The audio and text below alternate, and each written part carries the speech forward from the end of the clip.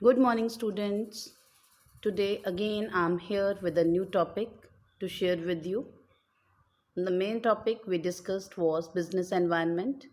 Just yesterday, we discussed about economic environment in India. There are three main components of economic environment in India, that is liberalization, privatization, and globalization. Then we discussed about the industrial policy of the country also. So today we will discuss our new topic, the impact of changes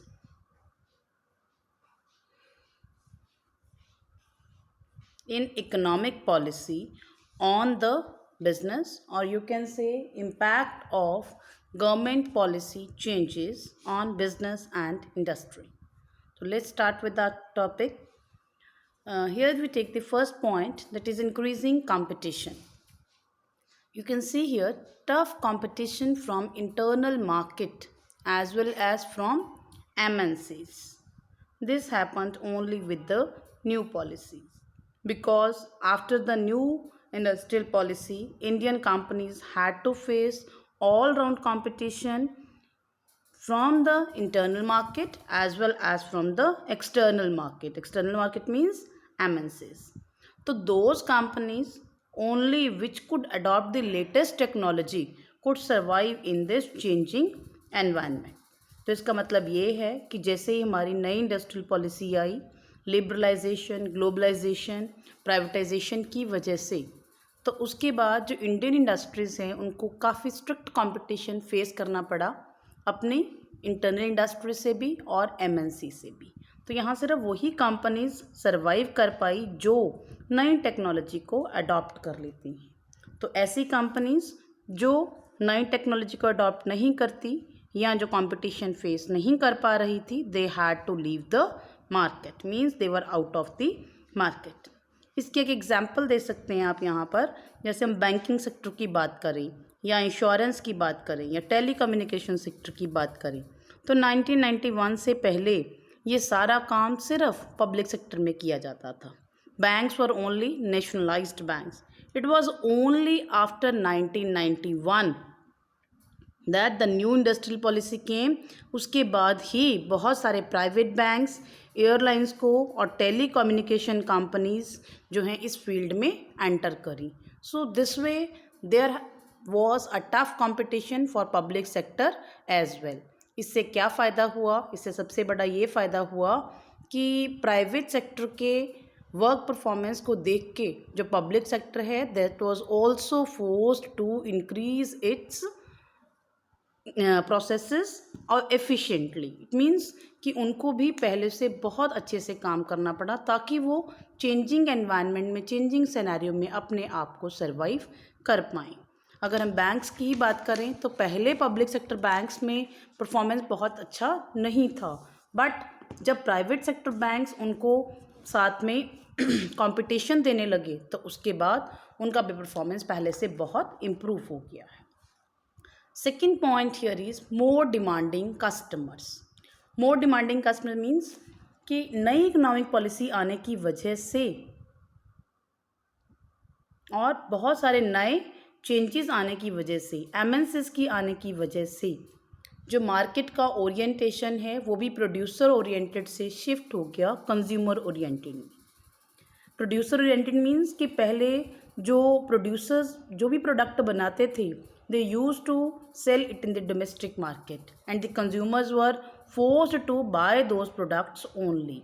but जो nowadays अगर हम बात करें, the market has become more and more consumer oriented. सारा काम customer को ध्यान में रख के किया जाता है। Many new schemes are launched every day to attract more and more customers. तो अब जो प्रोडक्शन का ओरिएंटेशन है वो प्रोड्यूसर ओरिएंटेड ना होके कंज्यूमर ओरिएंटेड हो गया है। इट मीन्स सारा काम हम कंज्यूमर को ध्यान में रख के करते हैं। Product is produced as per needs and wants of the customers. rather आजकल तो प्रोडक्शन करने से पहले ही मार्केट सर्वे एंड एनालिसिस किया जाता है ये जानने के लिए कि कस्टमर प्रोडक्ट के अंदर क्या क्या चाहता है। ठीक है, तो ये सब क्यों पॉसिबल हुआ? This had also been possible because of this policy of liberalisation and globalisation.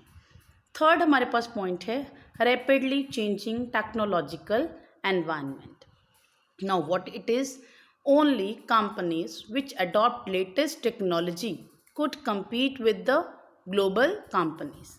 इसका मतलब ये है कि नई इकोनॉमिक पॉलिसी से पहले सिर्फ इंटरनल कंपटीशन था हमारी कंट्री में, पर नई इकोनॉमिक पॉलिसी आने के बाद क्योंकि एमएनसीज को भी यहाँ पर अलाउ किया गया तो वर्ल्ड क्लास कंपटीशन स्टार्ट हो गया।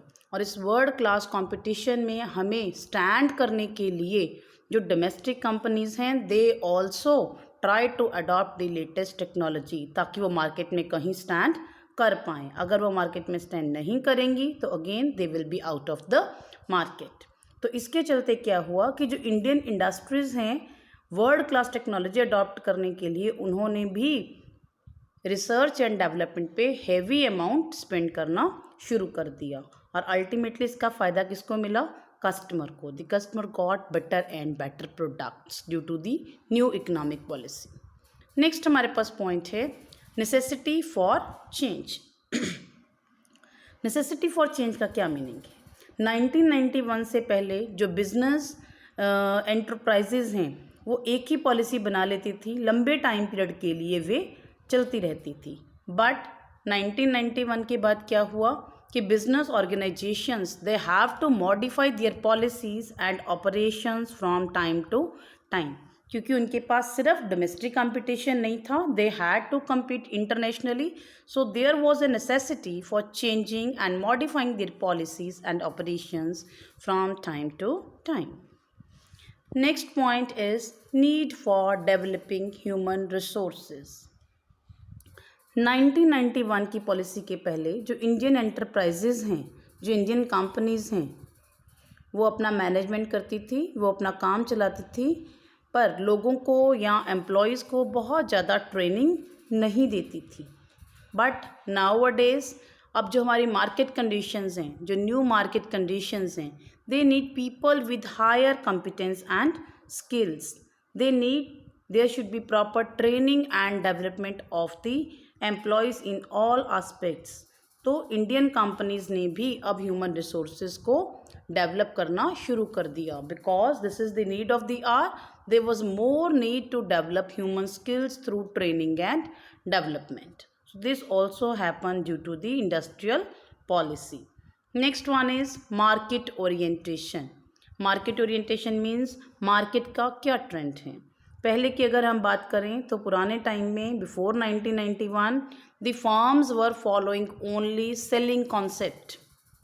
Selling concept means कि whatever was produced it was to be sold using aggressive sales promotion strategies, कि जो भी बन गया है उसी को हमने किसी ना किसी तरीके से कस्टमर को अट्रैक्ट करके सेल करना है, उसे हम बोलते हैं सेलिंग कॉन्सेप्ट।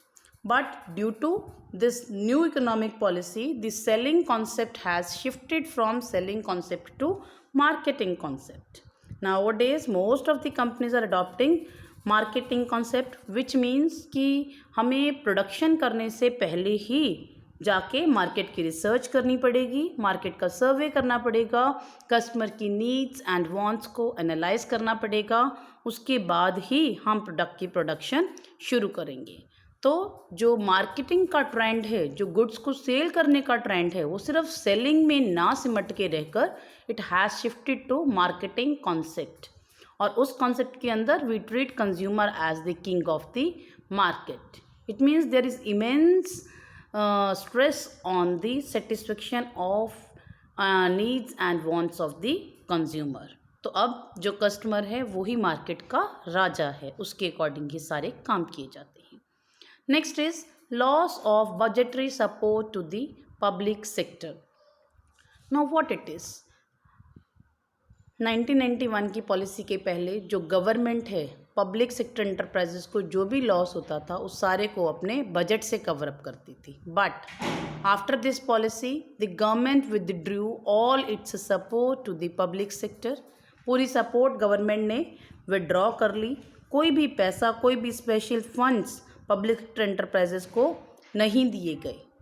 उसकी बजाय क्या हुआ, the public sector has to survive and grow itself by utilising their resources efficiently and otherwise they have to go for this investment. इसका मतलब क्या है कि पब्लिक सेक्टर एंटरप्राइजेस को अपने आप को सर्वाइव करना है, ग्रो करना है और अपने रिसोर्सेज को इतना एफिशिएंटली यूटिलाइज करना है कि they are able to sustain themselves. Otherwise अगर पब्लिक सेक्टर एंटरप्राइजेस प्रॉफिट में नहीं चल पाती तो they have to go for disinvestment. This had been possible only because of policies of liberalization, globalization and privatization. अब जो public sector enterprises हैं वो भी पहले से ज़्यादा बहुत कस्टमर फोकस्ड हो गई हैं। They are also giving much importance to consumer satisfaction. ये सारा क्यों हुआ है? क्योंकि गवर्नमेंट ने पब्लिक सेक्टर से अपना जो बजट का सपोर्ट है वो विड्रॉ कर लिया है। Public sector is working now in competition with the private sector. Last point, export a matter of survival. अब इसका क्या मीनिंग है? जो इंडियन बिजनेसमैन है they have to face a global competition because of the liberal trade policies. क्योंकि liberalisation हुआ, globalisation हुआ तो बहुत सारी जो कंपनीज़ हैं, एमएनसीज़ हैं, वो इंडिया में एंटर कर गई। So to earn more and more foreign exchange many Indian companies have joined the export business. बहुत सारी इंडियन इंडस्ट्रीज़ हैं जिन्होंने एक्सपोर्ट के काम में ज्वाइन कर लिया है और उसमें काफ़ी सक्सेस भी अचीव की है। इट मीन्स अगर हम डोमेस्टिकली प्रोडक्ट सेल करके बहुत अर्निंग नहीं कर पाए तो we have to also explore the foreign markets. इसमें हम कुछ एग्जाम्पल दे सकते हैं। For example Reliance, CEAT tyres, MRF, they have a good name in the foreign market also. It means कि ये कंपनीज जो हैं इंडिया में मैन्युफैक्चरिंग करके अर्निंग करने के साथ साथ एक्सपोर्ट में भी काफ़ी ज़्यादा डील कर रही हैं, क्योंकि एक्सपोर्ट ट्रेड करना पहले से बहुत इजी हो गया है। Government has reduced lot of formalities, lot of restrictions earlier put on the export due to this policy of liberalization. So that's all about the topic of impact of economic policy changes on business and industry. उसके बाद एक हमारा और छोटा सा topic है managerial responses to changes in business environment. What does it mean? इसका मतलब है कि जो मैनेजर्स हैं how they will behave with reference to these changes in business environment. कि मैनेजर्स का क्या एटीट्यूड रहेगा, किस तरह इस ऐसे कॉम्पिटिटिव एनवायरनमेंट में सक्सेसफुल रहेंगे due to these changes in business environment. तो let's do them one by one. First point हमारे पास है डाइवर्सिफिकेशन स्प्री। न्यू पॉलिसी के बाद सबसे पहला रिस्पॉन्स जो कंपनीज दे रही हैं that is diversification. Diversification means dealing in more than one type of product lines. पहले क्या था, कोई भी एक कंपनी है they used to produce only a single kind of product, but अब क्योंकि इतने सारे चेंजेस आ रहे हैं बिजनेस एनवायरनमेंट में, नई इकोनॉमिक पॉलिसी चेंजेस की वजह से जो बिज़नेस ऑर्गेनाइजेशंस हैं वो भी अपने अपने प्रोडक्ट लाइंस को डाइवर्सिफाई कर रही हैं। फॉर एग्जांपल एक सिंगल कंपनी ही मल्टीपल टाइप्स के प्रोडक्ट्स बना रही है। They are producing electronic also, they are dealing in telecommunication also, they are dealing in papers also, they are dealing in transportation also. Fine. जो डाइवर्सिफिकेशन स्प्री है that has took a great response due to these changes in business environment. इसमें हम example दे सकते हैं रिलायंस की, LG की, Samsung की। वो एक ही तरह के प्रोडक्ट में नहीं, कई तरह की मल्टीपल लाइंस ऑफ प्रोडक्ट्स में डील कर रहे हैं so that they can cope up with the changing business environment. Second point हमारे पास है joint ventures. Joint ventures means कि when two or more business firms join together for a common purpose. अब ये liberalisation, privatisation, globalisation policies की वजह से जो जॉइंट वेंचर्स हैं they have also become very popular. कैसे जॉइंट वेंचर्स? बहुत सारी ऐसी इंडियन कंपनीज़ हैं जो एमएनसीज़ के साथ जॉइंट वेंचर कर रही हैं in order to have benefit of their reputation.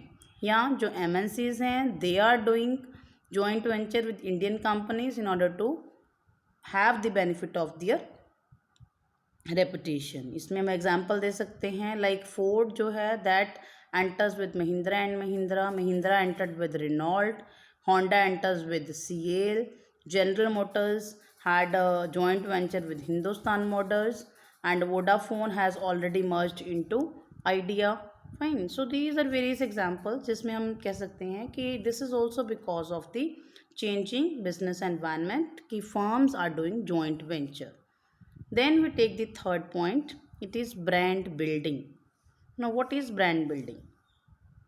New economic policy के बाद जो फर्म्स हैं, बिजनेस हैं, इंडस्ट्रीज हैं, they have been more and more concerned about the brand building.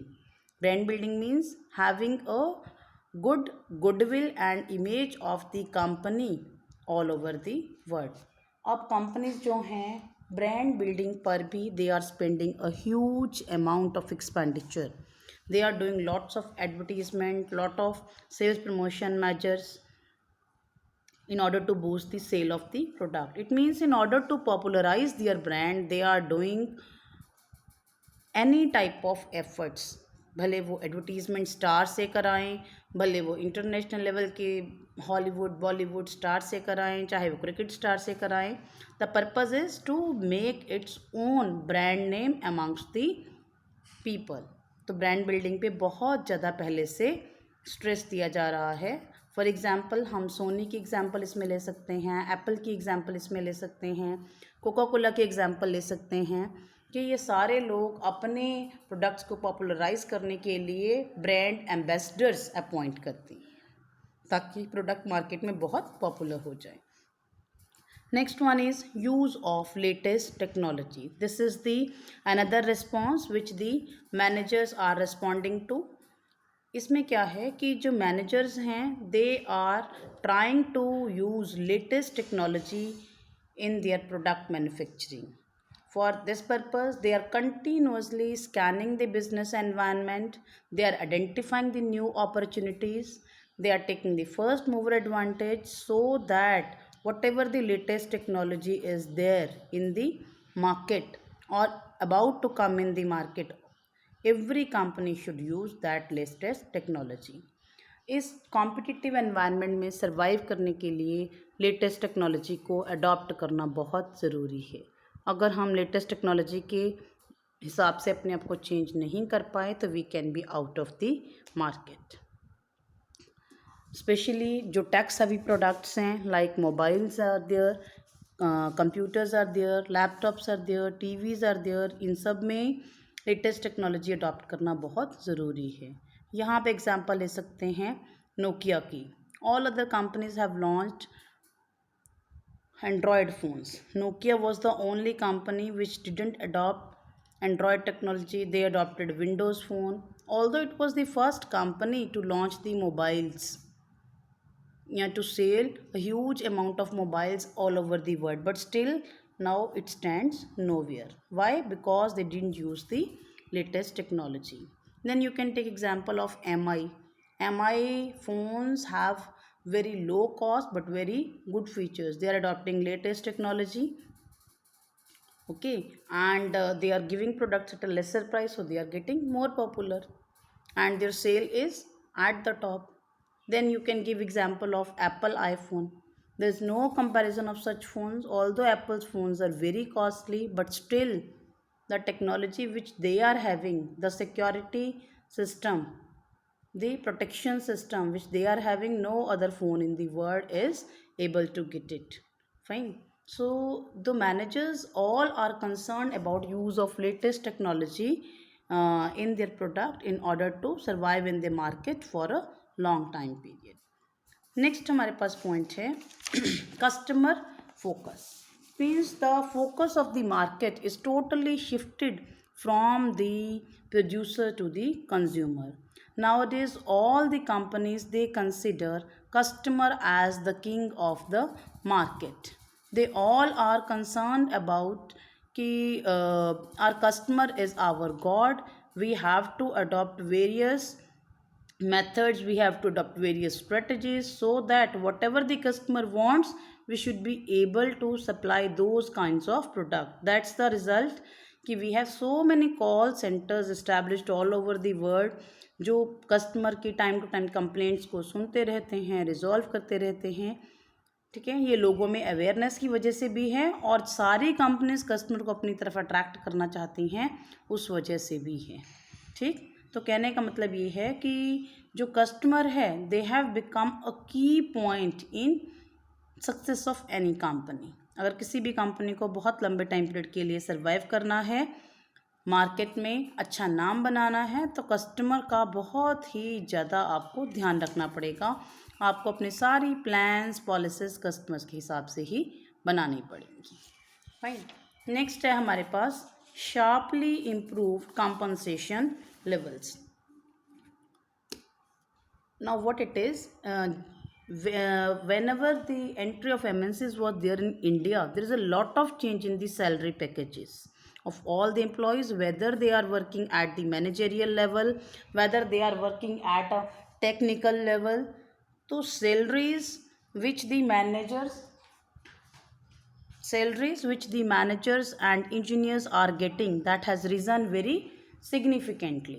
पहले से बहुत इंक्रीज हुई हैं. So this is also one of the aspects जिसकी वजह से जो हमारे बिजनेस एनवायरनमेंट में चेंजेस की वजह से आया है कि कंपनीज जो हैं मैनेजर्स को they are giving some bonus schemes, they are giving some incentives so as to tell them to give their best and best performance. So this is one of the major changes which is there in the industry कि managers का compensation level भी पहले से बहुत improve हुआ है और जो मैनेजर्स जितने कैपेबल हैं, जितना अच्छा काम करेंगे, उनको उतनी ही ज़्यादा सैलरी मिलेगी. उनका जो इंसेंटिव है परफॉर्मेंस बेस्ड कर दिया गया है. So managers are also trying their hard efforts in order to have success for the business. So these were the certain changes which were due to the changes in business environment. How the managers have to behave, they have to diversify their products, they have to consider about the joint ventures, they have to put more efforts on brand building, they have to adopt the latest technology, they have to be more focused about the customers, and the management has to give the higher compensation levels to their management and the subordinates so that they all can put their best efforts to bring the company to the heights of success. Thank you. That's all for today's topic. I hope you might have understood the topic. Still, if there is any doubt, you can contact me. Thank you.